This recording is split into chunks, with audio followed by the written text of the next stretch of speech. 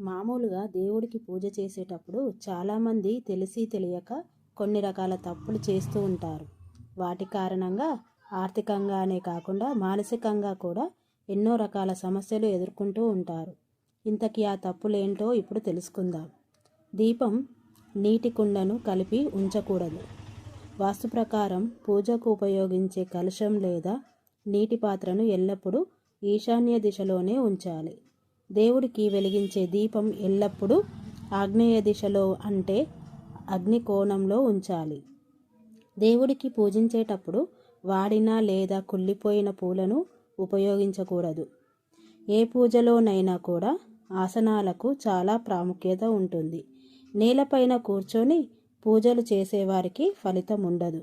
అలాగే దేవుణ్ణి పూజించేటప్పుడు ఎప్పుడు కూడా గర్వం ప్రదర్శించకూడదు. అది మంచి ఫలితాలను ఇవ్వదు. కాబట్టి భగవంతుణ్ణి పూజించేటప్పుడు ఏకాగ్రతతో ప్రశాంతంగా పూజించాలి. ఓం శ్రీమాత్రే నమః.